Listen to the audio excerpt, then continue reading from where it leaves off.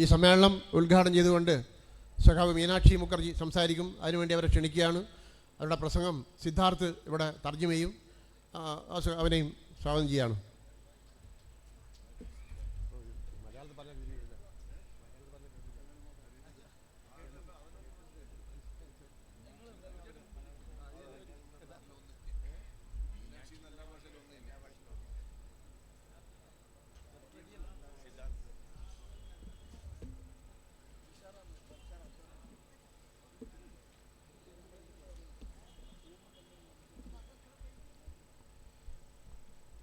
Red salute.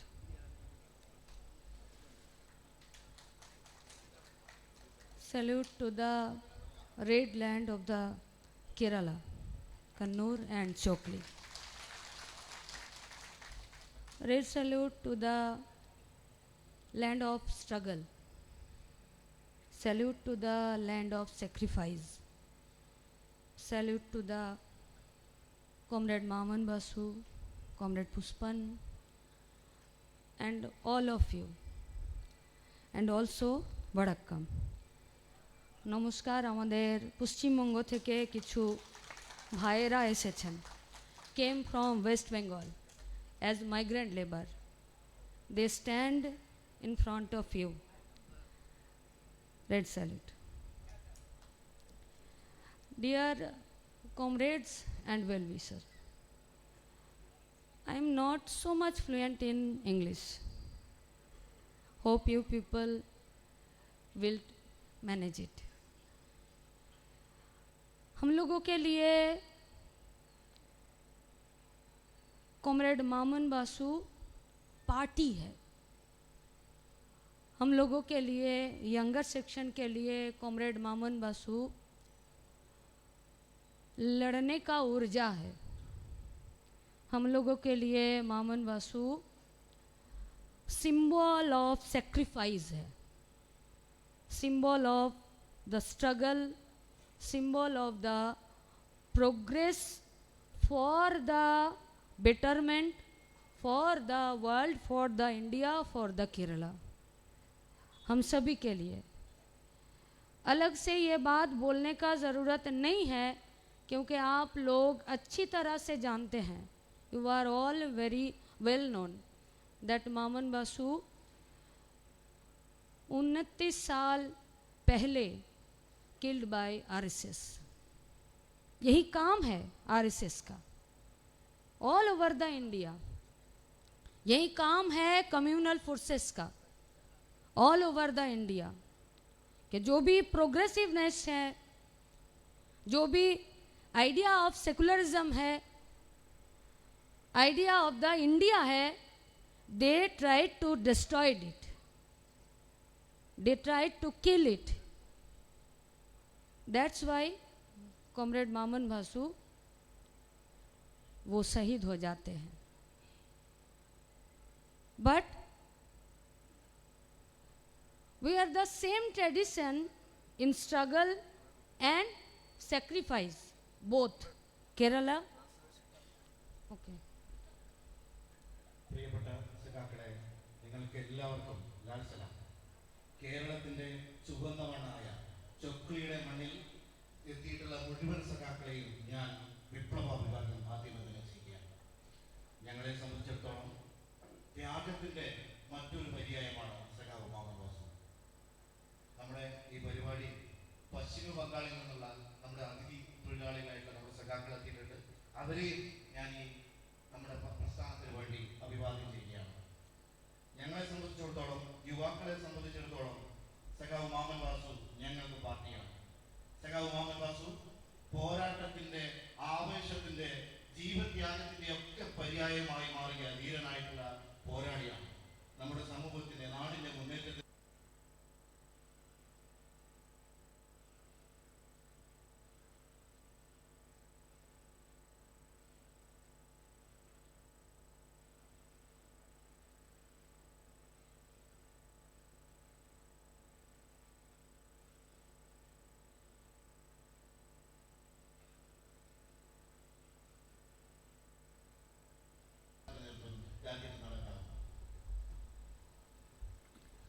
we have same tradition in struggle and sacrifice, the both state, Kerala and West Bengal.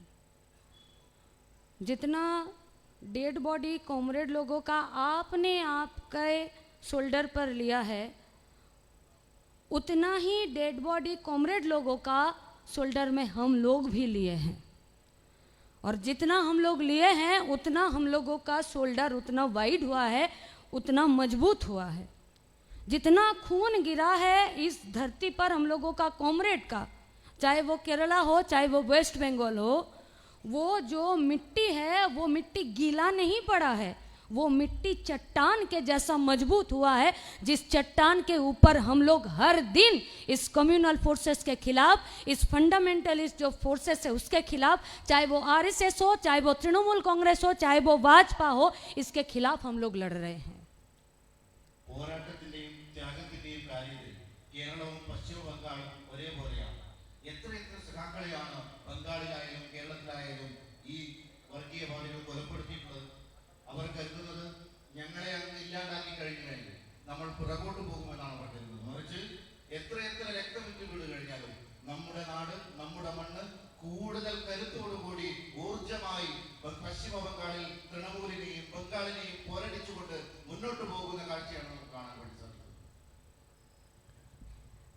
Kerala is a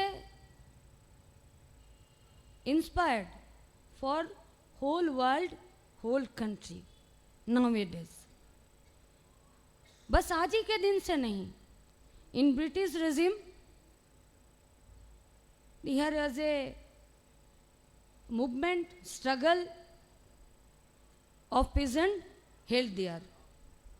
The peak was Kayur movement, and it is the most inspiring struggle led by Communist Party. Keralam ലോകത്തിനാകെ മാതൃകയാണ്. അത് ഇന്ന് മാത്രമല്ല, British സാമ്രാജ്യത്വ കാലം മുതൽ കർഷക സമര പോരാട്ടത്തിലൂടെ, തൊഴിലാളി പോരാട്ടങ്ങളിലൂടെ എല്ലാം നമ്മുടെ നാട് രാജ്യത്തിനും ലോകത്തിനും മാതൃകയായി മാറിയതാണ്. കയ്യൂരിൽ കർഷകരുടെ നേതൃത്വത്തിലുള്ള ഉജ്ജ്വലമായിട്ടുള്ള സമരം നയിച്ചത് അന്നത്തെ കമ്മ്യൂണിസ്റ്റ് പാർട്ടിയായിരുന്നു. इसका रिवाइवेशन बंगाल में भी था. बंगाल का कॉमरेड लोग भी जो कयूर कॉमरेड थे उसके लिए पॉपुलर गाना भी गाते थे. इसी के वजह से तो जैसे comrade Kodiyeri Balakrishnan, comrade Pinarayi Vijayan, comrade EP Jayarajan, comrade Nayanar जैसे बहुत सारे लीडर हम लोगों को मिला है, वैसे ही पश्चिम बंगाल में भी जमीन का लड़ाई, किसानों का लड़ाई, ऑपरेशन बोरगा, जमींदारों से जमीन छीनो और गरीब लोगों को, खेतिहार मजदूर को, लेबर लोगों को, उनको ये जमीन दो, वो लड़ाई भी led by the communist party in West Bengal. वहीं से लीडर लोगों को हम लोग देखे हैं और वहीं से लड़ना सीखे हैं. ഇതുപോലെ തന്നെ ബംഗാളിലും നാം ഉജ്ജ്വലമായിട്ടുള്ള കർഷക സമര പോരാട്ടങ്ങൾ നടത്തിയിട്ടുണ്ട്, കയ്യൂരിന് സമാനമായ നിലയിൽ. നമ്മുടെ പാർട്ടിയുടെ നേതാക്കളായിട്ടുള്ള സഖാവ് പിണറായി വിജയൻ, കോടിയേരി സഖാവ് ഇ.പി. ജയരാജൻ ഉൾപ്പെടെയുള്ള സഖാക്കളെല്ലാം വലിയ സമര പോരാട്ടങ്ങളിലൂടെ നമ്മൾക്കിടയിൽ വളർന്നു വന്ന സഖാക്കളാണ്. പശ്ചിമ ബംഗാളിൽ ഭൂമിക്ക് വേണ്ടി, കർഷകരുടെ അവകാശങ്ങൾക്ക് വേണ്ടി ജന്മികളിൽ നിന്നും ഭൂമി പിടിച്ചു വാങ്ങി ഉജ്ജ്വലമായിട്ടുള്ള സമരം നടത്തിയിട്ടുള്ള പൈതൃകം പശ്ചിമ ബംഗാളിലുണ്ട്. Now Kerala is a digital dynamic state. Kerala में डेवलपमेंट है, केरला में एडुकेशन है, केरला में ऑल्टरनेटिव मॉडल है, प्रोजेक्ट है जनता के लिए.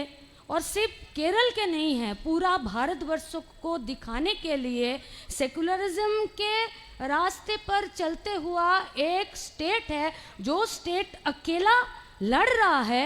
और सहयोगिता है हर स्टेट का, पार्टी का, हर स्टेट का प्रोग्रेसिव जो लोग हैं उन लोगों का, लेकिन एक मॉडल तो क्रिएट किया है. मान लीजिए कि Kudumbashree project, it is the wider project, government project for the women. The women become not only self-sufficient, they also entrepreneur. സാങ്കേതിക രംഗത്ത് വിപ്ലവകരമായ മാറ്റമാണ് ഈ കേരളത്തിനകത്ത് നടന്നിട്ടുള്ളത്. നമ്മുടെ രാജ്യത്ത് ജനക്ഷേമ പ്രവർത്തനം നടത്തിക്കൊണ്ട് ഒരു ബദൽ സംവിധാനമായി രാജ്യമാകെയുള്ള സംസ്ഥാന ഗവൺമെൻറ്റുകൾക്ക് മാതൃകയായി കേരളത്തിനകത്തുള്ള സർക്കാർ മാറുകയാണ്. ഈ രാജ്യത്ത് മതനിരപേക്ഷതയുടെ പാതയ്ക്ക് വേണ്ടി, ഈ രാജ്യത്ത് മതനിരപേക്ഷത നിലയുറപ്പിക്കുന്നതിന് വേണ്ടി ഏതെങ്കിലും ഒരു സംസ്ഥാന ഗവൺമെൻറ് മുന്നിട്ടിറങ്ങുന്നുണ്ടെങ്കിൽ പ്രിയപ്പെട്ടവരെ, അത് ഈ കേരളമാണ് എന്ന് അഭിമാനപുരസ്സരം പറയാൻ ആഗ്രഹിക്കുകയാണ്. നമ്മുടെ രാജ്യത്തിനകത്ത്, നമ്മുടെ നാടിനകത്ത് കുടുംബശ്രീ പോലുള്ള പ്രവർത്തനങ്ങളുമായി ബന്ധപ്പെട്ട് സ്ത്രീകൾക്ക് അവരുടെ കാര്യങ്ങൾ ഏറ്റവും നല്ല നിലയിൽ നടത്തുന്നതിന് വേണ്ടി മാത്രമല്ല, കുടുംബശ്രീ സ്ത്രീകളെ വ്യവസായത്തിലൂടെ സംരംഭകത്വത്തിലേക്ക് ഉൾപ്പെടെ കൊണ്ടുവരുന്ന സ്ത്രീ ശാക്തീകരണത്തിലേക്കുള്ള പാതയിൽ ഉൾപ്പെടെ കുടുംബശ്രീ പോലുള്ള പദ്ധതികൾ നടപ്പിലാക്കി വരുന്നു. दिस इज कॉल्ड प्रोग्रेसिवनेस और ये तभी मिलता है जब सेकुलरिज्म का रास्ते पर हम लोग चलते हैं. ഇതാണ് പുരോഗതി. ഇത് എങ്ങനെയാണ് നമ്മൾ ആർജിച്ചെടുക്കുന്നത് എന്ന് തിരിച്ചറിഞ്ഞു കഴിഞ്ഞാൽ അത് നമുക്ക് മനസ്സിലാക്കാൻ വേണ്ടി പറ്റും.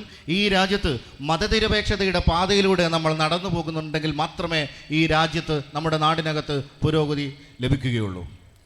In Bengali, Rabindranath Tagore wrote, ধর্মের বেশে মোহ যারে এসে ধরে, অন্ধ সেজন মারে আর শুধু মরে.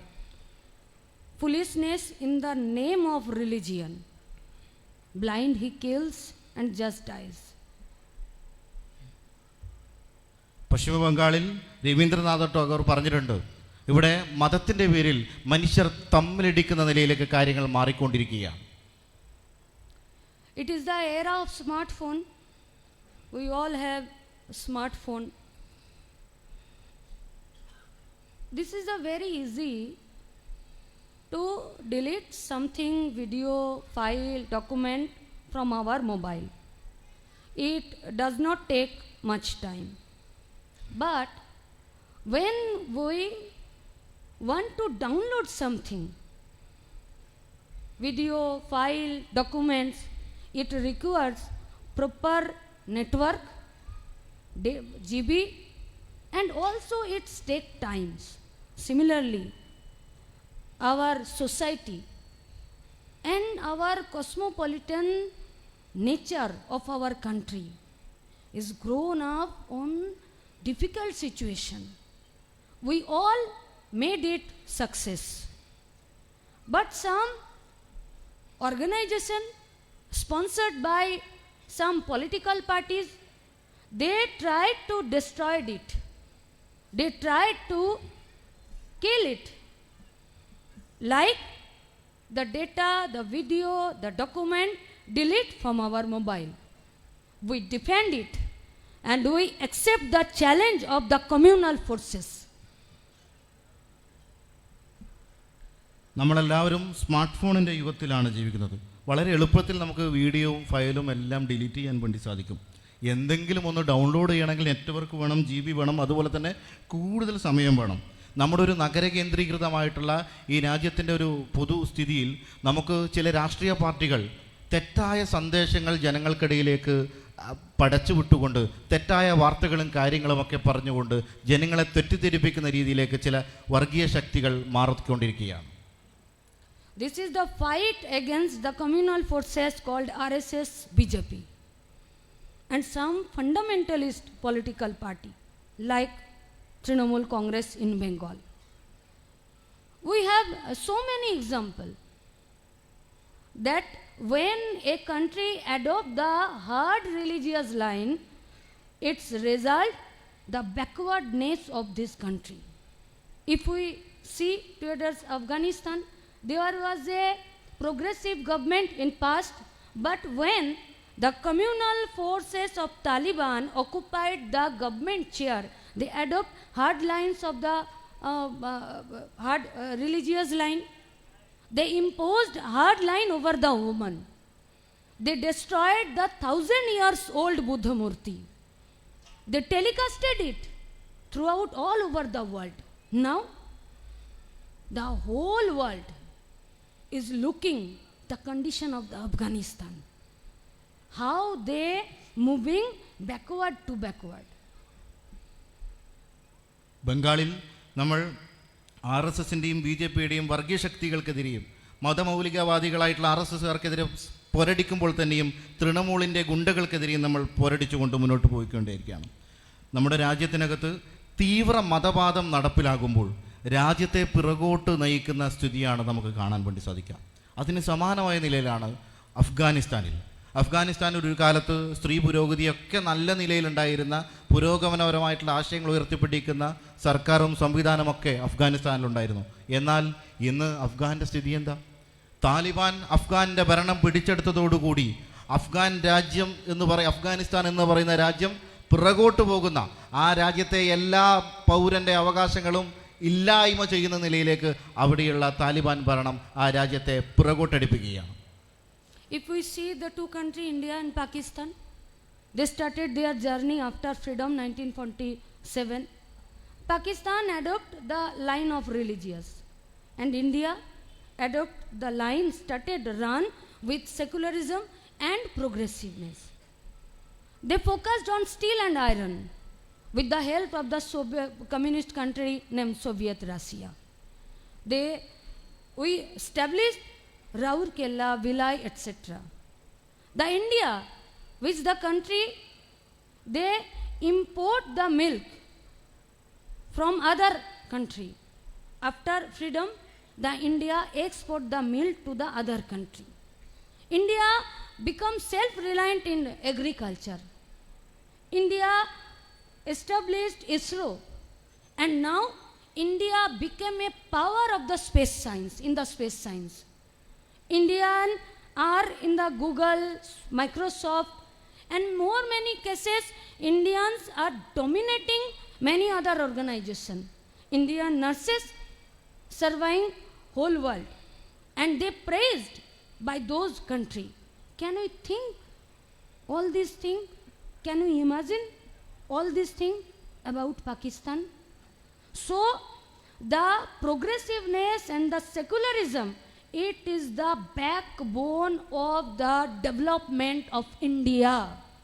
And only the communist people say about secularism and peace. നമുക്ക് ഇന്ത്യയുടെയും പാകിസ്ഥാൻ്റെയും ഉൾപ്പെടെയുള്ള രണ്ട് രാജ്യങ്ങളുടെ ചെറിയ കാര്യം എടുത്തു നോക്കാം. ഇന്ത്യയുടെ സ്വാതന്ത്ര്യം ലഭിക്കുകയും പാകിസ്ഥാൻ്റെയും സ്വാതന്ത്ര്യം ലഭിക്കുകയും ഒരുമിച്ചാണ് ഈ രാജ്യങ്ങളെല്ലാം സ്വാതന്ത്ര്യം ലഭിച്ചതിന് ശേഷം ജൈത്രയാത്ര തുടങ്ങിയത്. സോവിയറ്റ് യൂണിയനിൽ നിന്നും ഇരുമ്പിൻ്റെ എല്ലാം വലിയ വ്യവസായങ്ങൾ ഇന്ത്യക്കകത്ത് തുടങ്ങാൻ വേണ്ടി സാധിച്ചു. പാൽ കയറ്റി വെച്ചുകൊണ്ട് ക്ഷീരോത്പാദക മേഖലയിൽ വിപ്ലവകരമായിട്ടുള്ള മാറ്റം ഇന്ത്യ രാജ്യത്തിനകത്ത് സംഭവിച്ചു. കാർഷിക രംഗത്ത് സ്വയം പര്യാപ്തത ഇന്ത്യക്ക് ലഭിച്ചു. ശാസ്ത്രരംഗത്ത്, ബഹിരാകാശ രംഗത്ത്, ഇന്ത്യയുടെ ആരോഗ്യ മേഖലയിൽ ഇന്ത്യയുടെ നഴ്സുമാരെല്ലാം ലോകമെമ്പാടും വലിയ പ്രശംസ പിടിച്ചു പറ്റുന്ന നിലയിൽ ഇന്ത്യയുടെ ആരോഗ്യ രംഗത്തുൾപ്പെടെ വിപ്ലവകരമായ മാറ്റങ്ങൾ ഒരു കാലത്ത് നമുക്ക് ലഭിച്ചിരുന്നു. എന്നാൽ തൊട്ടടുത്ത നമ്മുടെ അയൽ രാജ്യമായിട്ടുള്ള പാകിസ്ഥാൻ്റെ സ്ഥിതി ഇങ്ങനെയാണോ? പാകിസ്ഥാന് ഇങ്ങനൊരു വളർച്ച ഉണ്ടായിട്ടുണ്ടോ? എന്തുകൊണ്ട് ഇന്ത്യക്ക് ഈ രീതിയിലുള്ളൊരു വളർച്ചയുണ്ടായി? ഇന്ത്യ രാജ്യം മതനിരപേക്ഷതയുടെ പാത ഉയർത്തിപ്പിടിച്ചുകൊണ്ട്, ഈ രാജ്യത്ത് മതമല്ല അടിസ്ഥാനം, മറിച്ച് മതനിരപേക്ഷതയാണ് എന്ന് ഉയർത്തിപ്പിടിച്ചുകൊണ്ട് മുന്നോട്ട് പോയത് കൊണ്ടാണ്. കമ്മ്യൂണിസ്റ്റുകാരാണ് ഈ രാജ്യത്തെമ്പാടും മതനിരപേക്ഷത്വ വേണ്ടി ഏറ്റവും ശക്തമായി നിലയുറപ്പിക്കുന്നത് എന്നുകൂടി ഈ ഒരു അവസരത്തിൽ ഓർമ്മപ്പെടുത്തുകയാണ്. But now these days some communal forces, they try to kill the communal harmony of our country. In Hindi, लोग टूट जाते हैं एक घर बनाने में. আপনারা বুঝতে পারছেন? लोग टूट जाते हैं एक घर बनाने में, आप तरस नहीं खाते हो बस्तियां जलाने में. One man, after lifelong struggle, he makes a home. But we see in Uttar Pradesh and many other states ruled by BJP government, the so-called bulldozer policy, they destroyed 1.5 lakhs home in the name of justice. Approx 7.5 lakhs people were become homeless. Now Supreme Court looking into the matter, and they take necessary action to stop this inhuman act of those government. ഈ കാലത്ത് നമ്മുടെ രാജ്യത്തിൻ്റെ സാഹോദര്യം മതസാഹോദര്യം നശിപ്പിക്കാൻ വേണ്ടി ചില ആളുകൾ സംഘടിതമായിട്ടുള്ള ആസൂത്രിതമായിട്ടുള്ള ശ്രമം ഉണ്ടാക്കി വരികയാണ്. ഒരു വീടുണ്ടാക്കുക എന്നത് ഒരു സാധാരണക്കാരനെ സംബന്ധിച്ചിടത്തോളം അവൻ്റെ ജീവിതകാലം മുഴുവനുമുള്ള സമ്പാദ്യം മുഴുവനുമൊക്കെ പെറുക്കി സ്വരൂപിച്ചിട്ടാണ് ഒരു സാധാരണക്കാരൻ വീടുണ്ടാക്കുക. അങ്ങനെ വീടുണ്ടാക്കി നമ്മുടെ ഉത്തർപ്രദേശിൽ, ഉത്തരേന്ത്യയിലെ പല സംസ്ഥാനങ്ങളിലും ബുൾഡോസർ രാജ് നടപ്പിലാക്കിക്കൊണ്ട് പ്രിയപ്പെട്ടവരെ 1.5 ലക്ഷം വീടുകളാണ് ഈ രാജ്യത്തിൻ്റെ ഭരണകൂടത്തിൻ്റെ ഭാഗമായിട്ട് ആളുകൾ തച്ചു തകർത്തത്. 7.5 ലക്ഷം വരുന്ന ആളുകൾക്കാണ് വീടില്ലാതെ ഭവനരഹിതരായി മാറിയിട്ടുള്ളത്. സുപ്രീം കോടതി ഏറ്റവും അവസാനം ഇടപെടൽ നടത്തുകയും ഇത് നിർത്തലാക്കണമെന്നൊക്കെ പറഞ്ഞു വെക്കുന്ന ഒരു സ്ഥിതി നമ്മുടെ രാജ്യത്തുണ്ടാവുകയാണ്. Now few people want and expecting that the Modi government will take action, will take some say to stop the attack of the minorities in Bangladesh. In Hindi, जिसका खुद का घर शीशे का हो वो दूसरों का घर पत्थर नहीं फेंकते. This is the famous dialogue of a Hindi film. जिसका खुद का घर शीशे का हो with glasses, वो दूसरों के घर कभी भी पत्थर नहीं फेंकते हैं. Can we expecting that Modi government will say to protect the minorities in Bangladesh? What they did in Gujarat, Modi and Shah, what they telling in their election campaigns.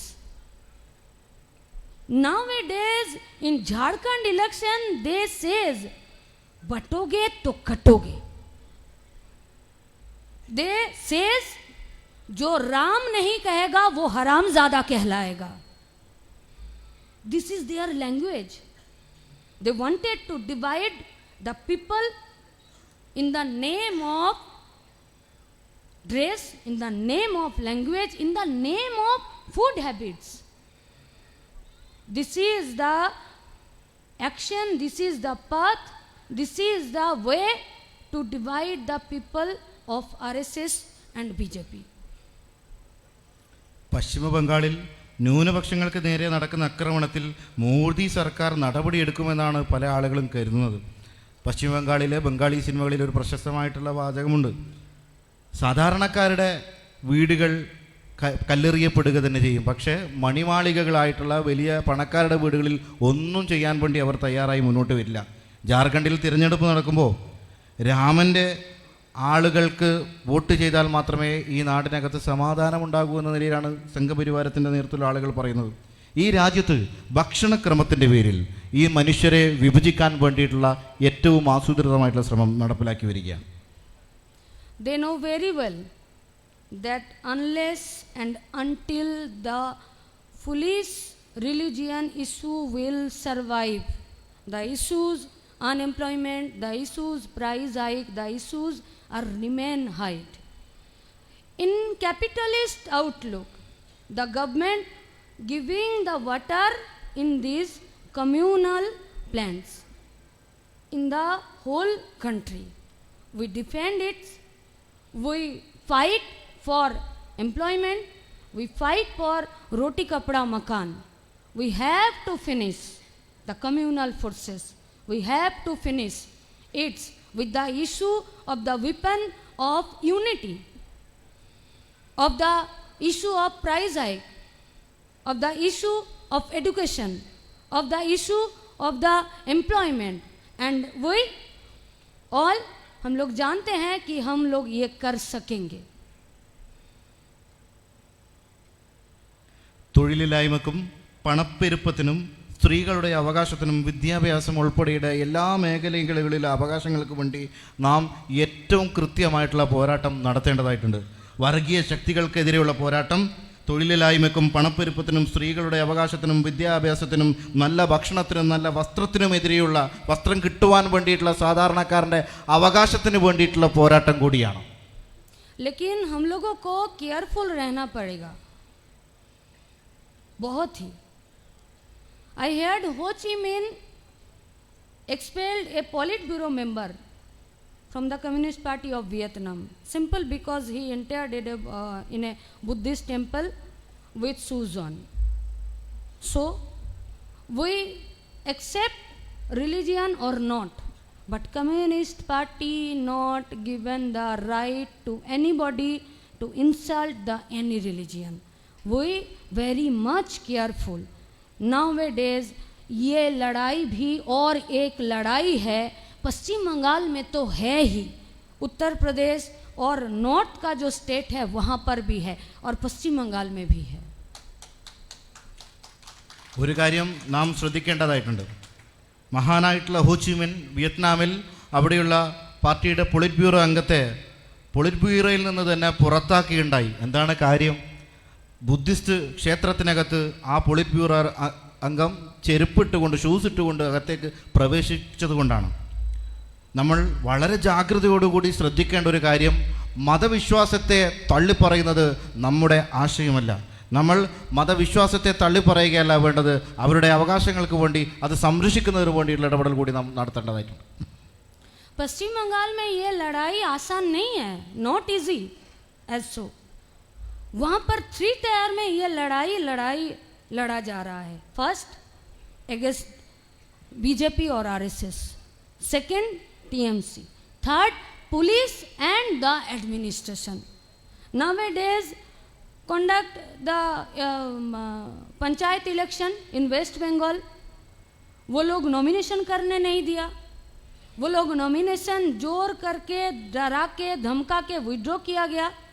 Vote होने नहीं दिया, वोट हुआ तो ballot box में पानी डाल दिया, यहाँ तक कि वीडियो बैलेट पेपर चबा लिया, खा लिया. उसके बाद भी अगर रिजल्ट लेफ्ट के फॉर्म में जाता है तो वो सर्टिफिकेट भी चेंज किया जाता है in the presence of video, in the presence of government, in the presence of administration. इसीलिए वो लड़ाई हम लोगों के लिए और भी ज़्यादा है. ബംഗാളിൽ നാം 3 തലങ്ങളിലുള്ള ശത്രുക്കളാണ് നാം നേരിടുന്നത്. 3 വിഭാഗത്തിൽപ്പെടുന്ന ആളുകൾക്കെതിരെയുള്ള പോരാട്ടമാണ്. ഒന്ന് തൃണമൂൽ കോൺഗ്രസിനെതിരെ, മറ്റൊന്ന് അവിടെയുള്ള BJPക്കെതിരെ, മൂന്നാമത് അവിടെയുള്ള പോലീസിനെതിരെയാണ് നാം പോരാടിച്ചുകൊണ്ടിരിക്കുന്നത്.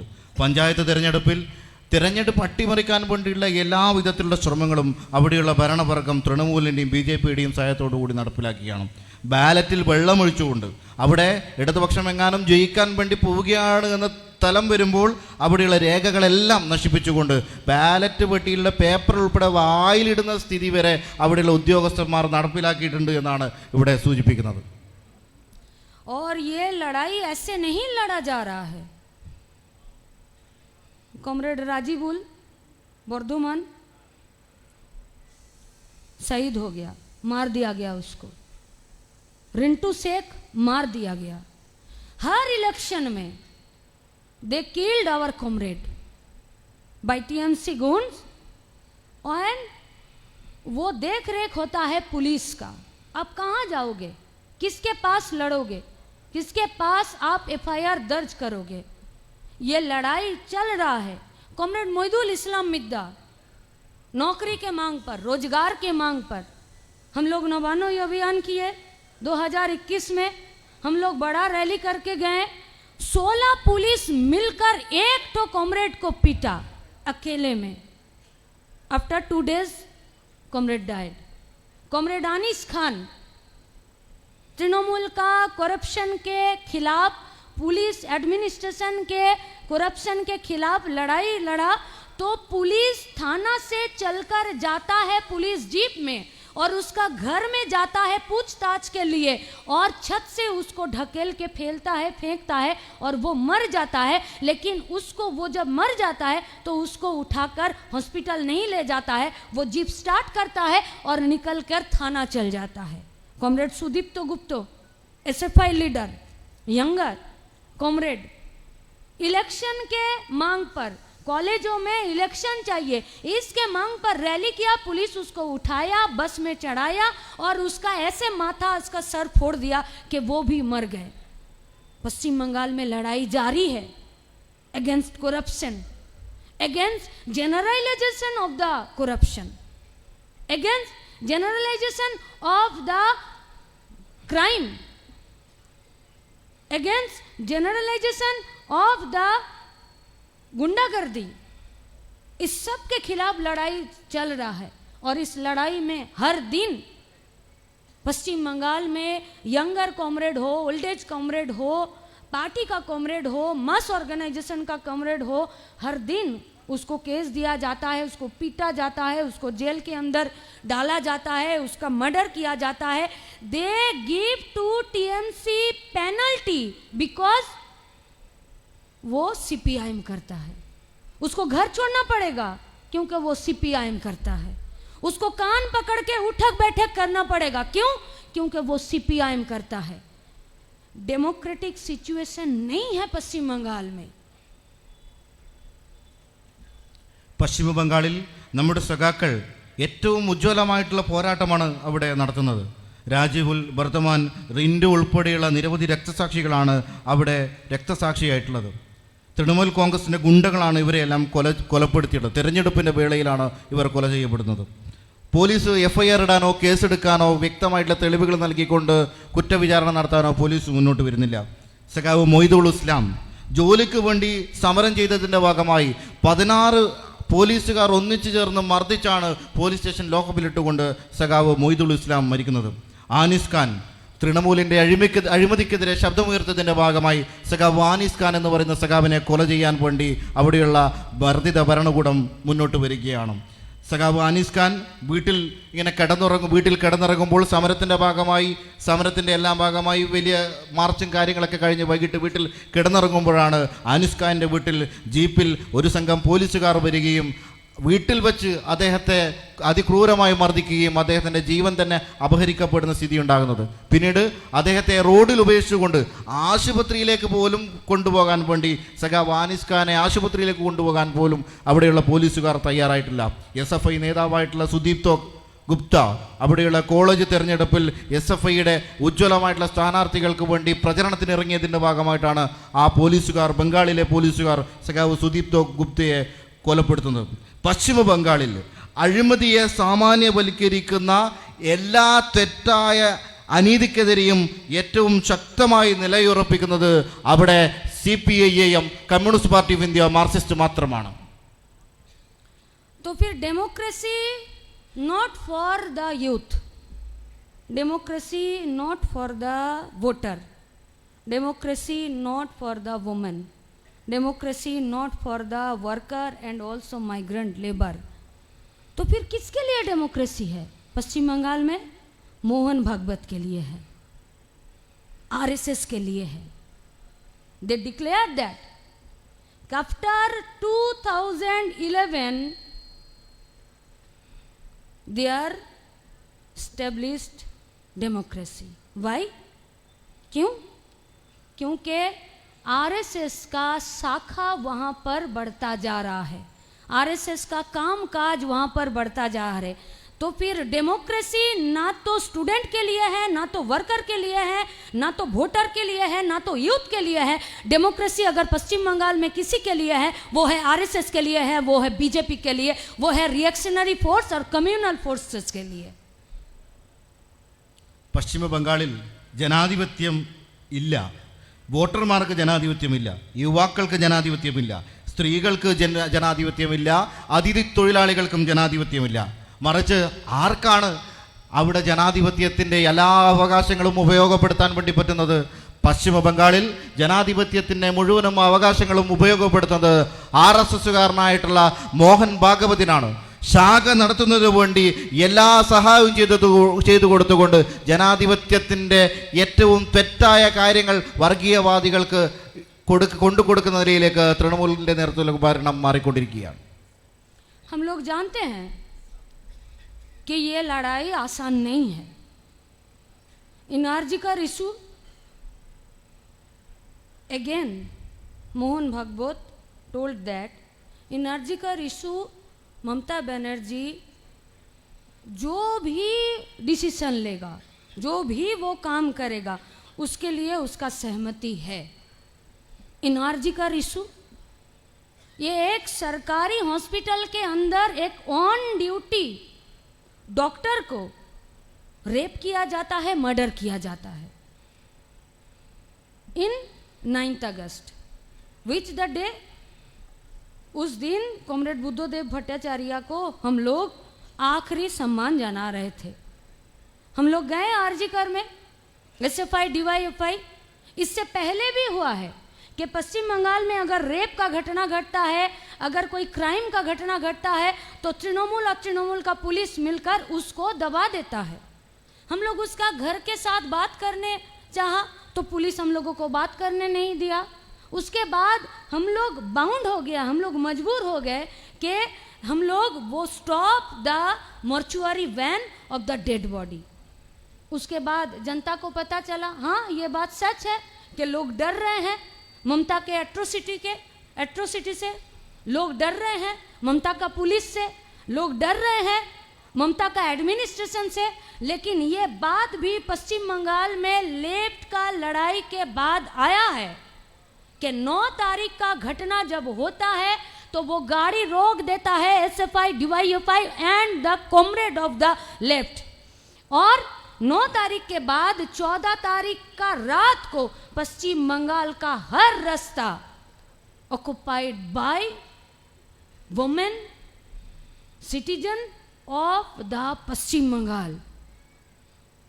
वो डरे नहीं पश्चिम बंगाल के सरकार से, वो डरे नहीं पश्चिम बंगाल के पुलिस से, वो डरे नहीं पश्चिम बंगाल के एट्रोसिटी से, वो डरे नहीं पश्चिम बंगाल के ममता बनर्जी का गुण से। ये है लेफ्ट का लड़ाई का हम लोगों का, हम लोग ये डिजर्व किए हैं। ये 13 साल से जो लड़ाई चल रहा है पश्चिम बंगाल में लेफ्ट का, इस लड़ाई से हम लोग ये साहस हम लोग अर्जन किए हैं कि नहीं, अब डरना नहीं है, अब या तो लड़कर लेना है या तो मर जाना है। इसीलिए पश्चिम बंगाल का जनता लड़ रहा है। हाँ, हम लोग जानते हैं समय लगेगा, लेकिन we have to win, we have to win. പ്രിയപ്പെട്ടവരെ, നമുക്കറിയാം ഈ പോരാട്ടം അത്ര എളുപ്പമല്ല. ഈ അടുത്താണ് പശ്ചിമ ബംഗാളിലെ ഒരു ഗവൺമെൻറ് മെഡിക്കൽ കോളേജായ ആർജിക്കർ മെഡിക്കൽ കോളേജ്, ആ മെഡിക്കൽ കോളേജിനകത്ത് ഒരു യുവ ഡോക്ടർ ബലാത്സംഗത്തിന് വിധേയമായി ക്രൂരമായി ബലാത്സംഗം ചെയ്യപ്പെട്ട് കൊല ചെയ്യപ്പെടുകയാണ്. ആ യുവ ഡോക്ടറെ കൊല ചെയ്യപ്പെടുമ്പോൾ അവിടെയുള്ള എല്ലാ തെളിവുകളും നശിപ്പിക്കാൻ വേണ്ടി തൃണമൂലിൻ്റെ ഗുണ്ടകൾ ആർജിക്കർ മെഡിക്കൽ കോളേജിനകത്ത് പരന്നിങ്ങനെ പാഞ്ഞുകൊണ്ടിരിക്കുകയാണ്. അങ്ങനെ ഓടിപ്പോകുന്ന തൃണമൂലിൻ്റെ ഗുണ്ടകൾ അവിടെ പറയുകയാണ്, അവിടെയുള്ള പോലീസുകാർ പറയുകയാണ്, ഈ മൃതശരീരം നിങ്ങൾ എത്രയും പെട്ടെന്ന് ഇവിടുന്ന് മാറ്റണം. അങ്ങനെ മാറ്റണമെന്ന് പറയുമ്പോൾ ഞങ്ങൾ ആഗസ്റ്റ് മാസം 9-ാം തീയതി ബുദ്ധദേവ് ഭട്ടാചാര്യ നമ്മുടെ പ്രിയപ്പെട്ട സഖാവിന് വികാരനിർഭരമായിട്ടുള്ള അന്ത്യാഞ്ജലിയും യാത്രയയപ്പും നൽകുകയായിരുന്നു. ആ യാത്രയയപ്പ് നൽകുന്ന വേളയിലാണ് പ്രിയപ്പെട്ടവരെ ഈ ദാരുണമായിട്ടുള്ള വാർത്ത നാം കേൾക്കുന്നത്. ആ വാർത്ത കേൾക്കുന്ന വേളയിൽ തൻ്റെ വീട്ടുകാരോട് പോലും, പീഡനത്തിനിരയായി മരണപ്പെട്ട സ്ത്രീയുടെ വീട്ടുകാരോട് പോലും ആലോചിക്കാതെ തൃണമൂലിൻ്റെ ഗുണ്ടകളുടെ വാക്കുകൾ കേട്ട് അവിടെയുള്ള പോലീസ് ആ മൃതശരീരം അവിടെ നിന്ന് മാറ്റി മോർച്ചറിയുടെ വാഹനത്തിൽ, ആംബുലൻസിൽ പുറത്തേക്ക് കൊണ്ടുപോകാൻ വേണ്ടി ശ്രമിക്കുമ്പോൾ ആ നാടിനകത്ത്, ആർജിക്കർ മെഡിക്കൽ കോളേജിനകത്ത് ആ മൃതശരീരം തടഞ്ഞു നിർത്തിക്കൊണ്ട് തിരിച്ച് അച്ഛൻ്റെയും അമ്മയുടെയും സമ്മതത്തോടു കൂടി മാത്രമേ നിങ്ങൾക്ക് ഈ മൃതശരീരം ഇവിടെ കൊണ്ടുപോകാൻ വേണ്ടി പറ്റൂ എന്ന് ഏറ്റവും ഊർജ്ജമായി അവിടെ തടസ്സപ്പെടുത്തിയിട്ടുള്ളത് SFIയുടെയും DYFIയുടെയും സഖാക്കളാണ്. SFIയുടെയും DYFIയുടെയും സഖാക്കൾ നടത്തിയിട്ടുള്ള ഉജ്ജ്വലമായിട്ടുള്ള പോരാട്ടമാണ് പ്രിയപ്പെട്ടവരെ പിന്നീടുള്ള സമരത്തിന് വലിയ ആശയമായി, ആവേശമായി മുന്നോട്ട് വന്നിട്ടുള്ളത്.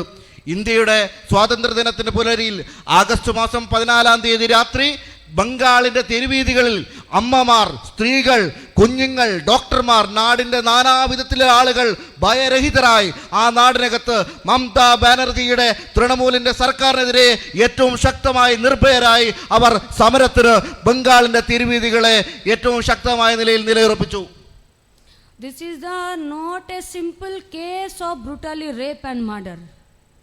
This is the case of crime in the medical department of the West Bengal. Can you imagine? One doctor in government hospital, they issued medical on expiry date. Expiry date का मेडिसिन चलाता है मरीजों के ऊपर. कौन सोच सकता है? ये जो रिलायबल का जो रिश्ता है, जो रिलेशन है फेथ का, ये जो रिलेशन है एक डॉक्टर से एक आम जनता का, एक मरीज का, उस रिलेशन को खत्म किया है पश्चिम बंगाल का सरकार, medical department. Can you imagine? The principle of the RG Kar medical college named Sandeep Ghosh, वो बाउंसर लेकर घूमता है एक मेडिकल कॉलेज में, और वो उस कॉलेज का प्रिंसिपल है। ना तो मेडिकल डिपार्टमेंट को दिखाई देता है, ना तो मेडिकल का जो मिनिस्टर, हेल्थ मिनिस्टर है ममता बनर्जी, ना तो उसको दिखाई पड़ता है। ये क्राइम, ये करप्शन कुछ ही दिनों का नहीं है। इससे पहले उनके नाम पर हजारों पन्नों का, thousand of paper, the corruption file जमा किया गया था मेडिकल डिपार्टमेंट में, लेकिन ममता बनर्जी उस पर कोई कार्रवाई नहीं किया, जबकि वो खुद मेडिकल का, हेल्थ का मिनिस्टर है। Can you imagine? मॉर्ग में जो डेड बॉडी रहता है उसी के साथ वो लोग फोन वीडियो बनाता है और वो बेचता है पश्चिम बंगाल में। दर्जी जो सिलाई का काम करता है, 20 ऑफ दर्जी, उसका आंखों का ऑपरेशन हुआ, 20 उसको एक्सपायरी डेट का सलाइन चढ़ा दिया, वो मर गए। उसका आंखों का नहीं मरा, उसका आंखों का रोशनी चला गया। नहीं जानता था मेडिकल डिपार्टमेंट। इस प्रिंसिपल को इसके बावजूद प्राइज पोस्टिंग मिलता है, इस प्रिंसिपल के इसके बावजूद प्रमोशनल पोस्टिंग मिलता है। लड़ाई लड़ा है पश्चिम बंगाल का यंगर सेक्शन, लड़ाई लड़ा है। जूनियर डॉक्टर चल गया उस मेडिकल कॉलेज में, और वो लोग कॉलेज का गेट में खड़ा होकर बोला कि यहाँ पर संदीप घोष को आने नहीं देंगे जब तक उसको एक्सपेल्ड नहीं किया जाता। ममता बनर्जी जो मेडिकल पर्सन इस केस में, इस करप्शन में नियुक्त थे, उसको पहले लोगों को दिखने के लिए एक्सपेल्ड किया। Nowadays they conduct the meeting in medical department. How? Why? लिखित रूप से, in written order, they are expelled. But now the expelled doctor and medical person conduct the meeting of medical. कैसे? इसके खिलाफ लड़ाई जाता है। अच्छा, सीबीआई क्या कर रहा है पश्चिम बंगाल में? They are the central agencies. Mamata Banerjee sabotage किया, पुलिस टेम्परिंग किया एविडेंस को, सेमिनार हॉल को तोड़ा। आम आदमी जब कोई गुस्से में तोड़फोड़ करता है तो ये तोड़ेगा, ये तोड़ेगा, ये तोड़ेगा, ना कि वो तोड़ देगा। वो मशीन तोड़ देगा, वो सिस्टम तोड़ देगा। इन मिडनाइट ऑफ 14 अगस्त, जब पूरा पश्चिम बंगाल का रास्ता occupied by the citizen, women, हाउसवाइफ्स, गरीब हो अमीर हो, सबके ऑक्युपाइड में, तब गुंडा जाता है, वो सीसी कैमरा नहीं फोड़ता है, फोड़ता है डीसीआर को। पुलिस वो भाग रहा है, वो नर्सेस का बाथरूम में वो लोग खुद को बंद कर रहा है। सीबीआई क्या कर रहा है? ममता बनर्जी जो फील्ड तैयार करके दिया है, सबोटेज करके, जो टेम्परिंग किया है एविडेंस को, सीबीआई उसी फील्ड में घूम रहा है और बोल रहा है कोई तो मिल नहीं रहा है, कल्प्रिट मिल नहीं रहा है। हम लोगों को भी बुलाया था कि हेल्प कीजिए इन्वेस्टिगेशन में। हम लोग गए, पूछे हम लोगों से, हम लोग बताएं, पुलिस भी हम लोगों को इंट्रोगेशन किया।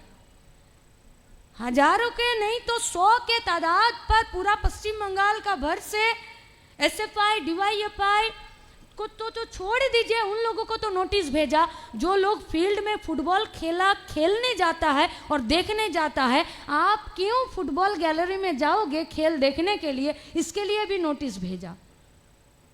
अगर कोई मार्च करता है कोई नागरिक का बैनर से, तो उसको भी नोटिस किया, केस दिया। और सीबीआई बस वो नहीं कर रहा है, उसी ईद गिर्द वो लोग घूम रहा है, वो कल्प्रिट को पकड़ नहीं पा रहा है। One is not only RG का issue, Sharda, not only RG का इशू, गाय का जब चोरी होता है तब भी, कोल का जो चोरी हुआ कोयला का उस पर भी, सैंड का जो चोरी हुआ उस पर भी। तो पश्चिम बंगाल को आज लड़ाई हर चीज़ के साथ है, एडमिनिस्ट्रेशन के साथ है, चाहे वो स्टेट का हो चाहे वो सेंटर का हो। लड़ाई तृणमूल के साथ भी है, लड़ाई गुंडों के साथ भी है, लड़ाई पुलिस के साथ भी है, उसी तरह का लड़ाई तृणमूल बीजेपी के साथ भी है।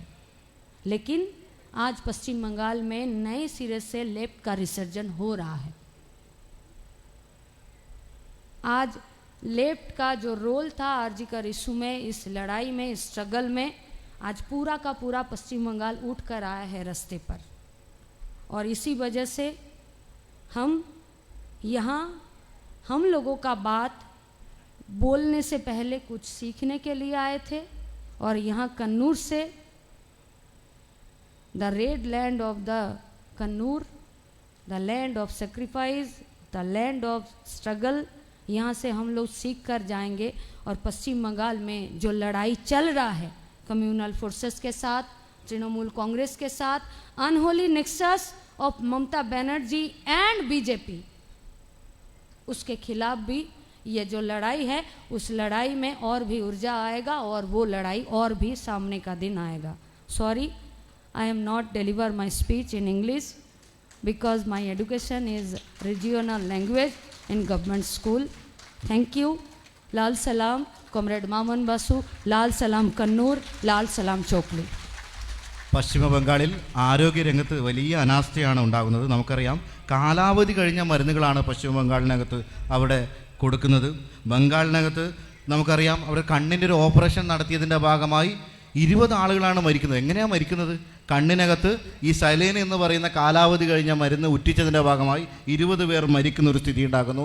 അവിടെയുള്ള ആരോഗ്യരംഗത്ത് മൃതശരീരങ്ങളെ, സ്ത്രീകളുടെ പുരുഷന്മാരുടെയും മൃതശരീരങ്ങളുടെ നഗ്നചിത്രം എടുത്തുകൊണ്ട് ആ നഗ്നചിത്രത്തിൽ നിന്നും നീലചിത്രം ഉണ്ടാക്കിക്കൊണ്ട് അത് വിറ്റ് കാശുണ്ടാക്കുന്ന നിലയിലേക്ക് ഉൾപ്പെടെ അവിടെയുള്ള ഭരണകൂടം മാറിക്കൊണ്ടിരിക്കുകയാണ്. അവിടെ തൃണമൂലിൻ്റെ എല്ലാം നേതൃത്വത്തിലുള്ള ആളുകൾ മെഡിക്കൽ കോളേജിനകത്ത് യോഗം നടത്തുകയാണ്. അവിടെയുള്ള പ്രിൻസിപ്പൽ തൃണമൂൽ സർക്കാരിനും പോലീസിനും കേന്ദ്ര ഏജൻസികൾക്കും വേണ്ടിയിട്ടുള്ള എല്ലാ സഹായവും ചെയ്തു കൊടുത്തുകൊണ്ട് ഇരക്ക് നീതി കിട്ടാത്ത രീതിയിലുള്ള ഇടപെടൽ നടത്തുകയാണ്. കേന്ദ്ര ഏജൻസി തൃണമൂലിൻ്റെ വിടുപണി ചെയ്യുന്ന ആളുകളായി മാറിക്കൊണ്ടിരിക്കുന്നു. അങ്ങനെ ഉണ്ടാകുന്ന ഘട്ടത്തിലാണ് CCTV ക്യാമറകൾ നശിപ്പിച്ചുകൊണ്ട് അവിടെയുള്ള സംഘപരിവാരത്തിൻ്റെ ആളുകൾക്ക് വിടുപണി ചെയ്യുന്ന രീതിയിൽ തൃണമൂലിൻ്റെ ഗുണ്ടകൾ ഉൾപ്പെടെ ഇവിടെയുള്ള ബലാത്സംഗത്തിൻ്റെ ആളുകൾക്ക് വേണ്ടി സഹായം എത്തിച്ചു കൊടുക്കാൻ വേണ്ടി വന്നപ്പോൾ നമ്മൾ കണ്ട കാഴ്ച എന്താ? തൃണമൂൽ കോൺഗ്രസിൻ്റെ നേതൃത്വത്തിലുള്ള ആളുകളെല്ലാം ആ നാട്ടിനകത്തുള്ള ആയിരക്കണക്കിന് രേഖകൾ മെഡിക്കൽ കോളേജിൽ നിന്ന് നശിപ്പിക്കുമ്പോൾ പോലീസുകാർ ഓടി ഒളിച്ചുകൊണ്ട് നേഴ്സുമാരുടെ കക്കൂസിനകത്ത് പോയി ഓടി ഒളിക്കുന്ന സ്ഥിതിയാണ് അവിടെയുള്ള പോലീസുകാർ ഉൾപ്പെടെ ചെയ്തു വെച്ചിട്ടുള്ളത്. ഇത് കേവലം ആർജിക്കർ മെഡിക്കൽ കോളേജിൻ്റെ മാത്രം വിഷയമല്ല. പശ്ചിമ ബംഗാളിനകത്ത് പശുകടത്തുൾപ്പെടെ മണൽ ഖനനം ഉൾപ്പെടെ അവിടെ ഏറ്റവും കൃത്യമായി വർഗീയവൽക്കരണ നയങ്ങൾ ഉൾപ്പെടെ അവിടെയുള്ള ഭരണകൂടം നടപ്പിലാക്കുമ്പോൾ തീർച്ചയായും അവർക്കെതിരെ വലിയ പോരാട്ടമാണ് ഇടതുപക്ഷത്തിൻ്റെ നേതൃത്വത്തിൽ നാം നടത്തിക്കൊണ്ടിരിക്കുന്നത്. തീർച്ചയായും ഒരു നാൾ ഇടതുപക്ഷം ബംഗാളിൽ തിരിച്ചു വരിക തന്നെ ചെയ്യും. കണ്ണൂരിൻ്റെ വിപ്ലവ ഭൂമിയിൽ വന്ന് എനിക്ക് നിങ്ങളെ ഈ കാര്യം അറിയിക്കണമെന്ന് മാത്രം പറഞ്ഞുകൊണ്ട് നിർത്തുന്നു. ലാൽ സലാം.